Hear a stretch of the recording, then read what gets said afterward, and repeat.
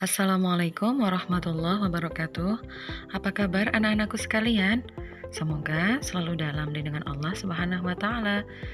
Kita berjumpa dalam pelajaran Al-Qur'an Hadis kelas 6 semester 1. Yuk, kita kenalan dulu. Nama saya Minhatul Khalidah. Biasa dipanggil Ibu Dida. Saya dari MI Al-Muhsin 2, Bangunjiwo, Kasihan, Bantul. Bab pertama kita akan belajar tentang surah Al-Alaq.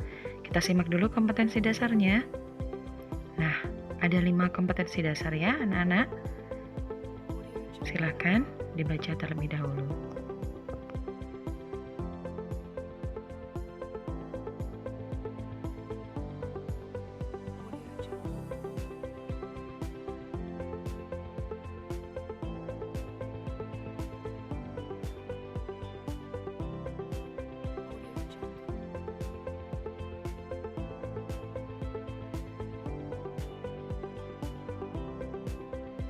Selanjutnya, indikator pencapaian kompetensi ada 7 poin yang insya Allah Ibu yakin kalian semua akan mampu mencapai ke-7 poin ini.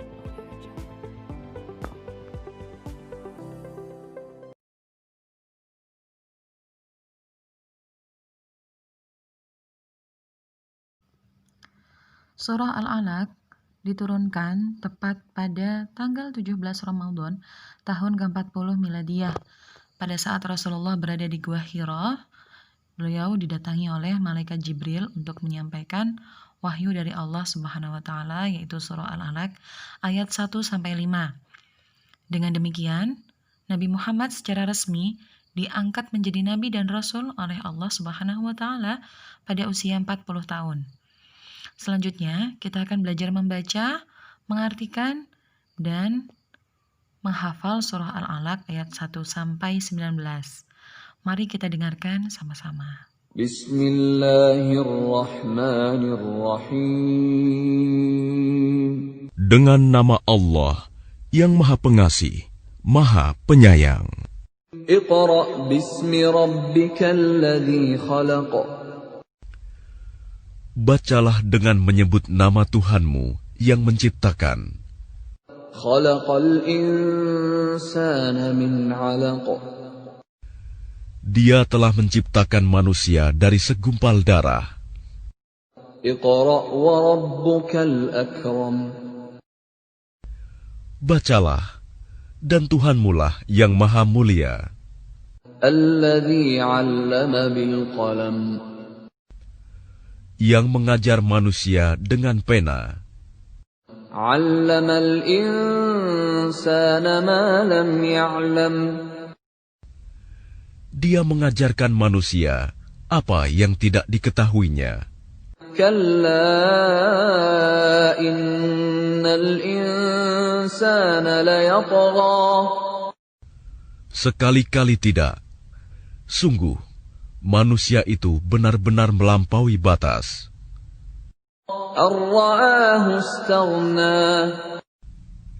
Apabila melihat dirinya serba cukup. Inna ila rabbikar ruj'a. Sungguh, hanya kepada Tuhanmulah tempat kembalimu. Ara'aita alladhi yanha. Bagaimana pendapatmu tentang orang yang melarang? Abdan idza shalla. Seorang hamba ketika dia melaksanakan sholat. Ara'aita in kana 'alal huda. Bagaimana pendapatmu jika dia yang dilarang sholat itu berada di atas kebenaran petunjuk?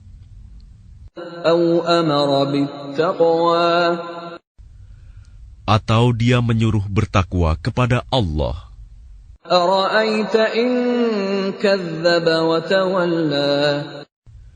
Bagaimana pendapatmu jika dia yang melarang itu mendustakan dan berpaling? Alam ya'lam bi anna Allah yara. Tidakkah dia mengetahui bahwa sesungguhnya Allah melihat segala perbuatannya. كلا لئن لم ينته لنسفعا بالناصية Sekali-kali tidak. Sungguh, jika dia tidak berhenti berbuat demikian, niscaya kami tarik ubun-ubunnya ke dalam neraka.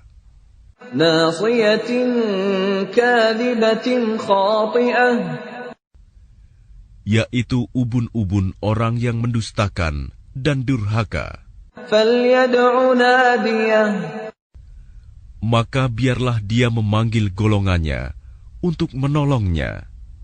سندع الزبانية Kelak kami akan memanggil malaikat Zabaniyah, penyiksa orang-orang yang berdosa. كلا لا تطعه واسجد واقترب Sekali-kali tidak. Janganlah kamu patuh kepadanya, dan sujudlah, serta dekatkanlah dirimu kepada Allah.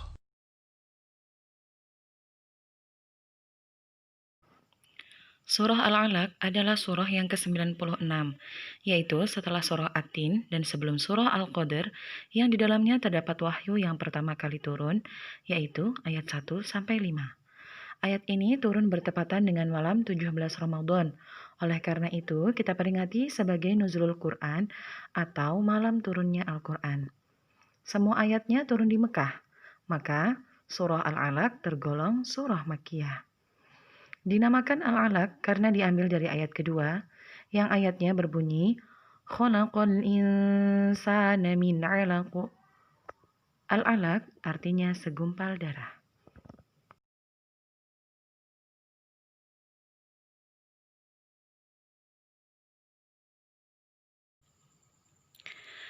Dalam ayat 1-5, kita diperintahkan untuk membaca.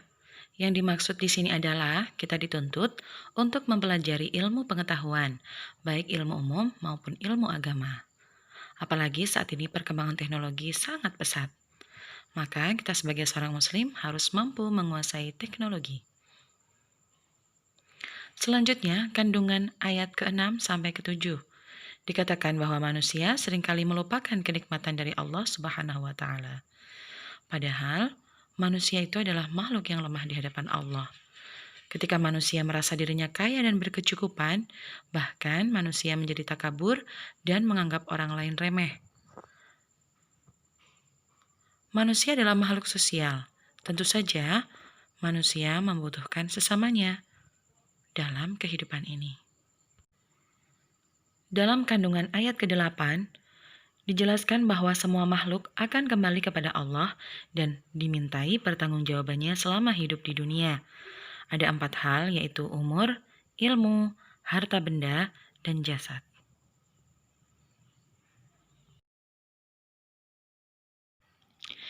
Pada kandungan ayat ke-9 dan ke-10, Allah mengecam orang-orang yang berbuat sewenang-wenang kepada orang yang menjalankan ibadah sesuai keyakinannya. Orang-orang yang mengganggu kebebasan hak beragama akan dikecam oleh Allah Subhanahu wa Ta'ala. Contohnya, peringatan kepada Abu Jahal yang pernah melarang Nabi Muhammad untuk melaksanakan sholat. Bahkan Abu Jahal mengancam untuk menginjak leher dan membenamkan wajah Nabi Muhammad SAW ke tanah apabila dia mendapati Rasulullah sedang sholat.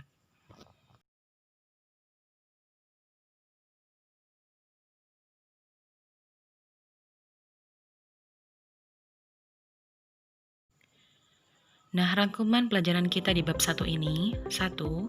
Sebagai manusia, kita diwajibkan untuk membaca dan belajar supaya mendapatkan ilmu pengetahuan.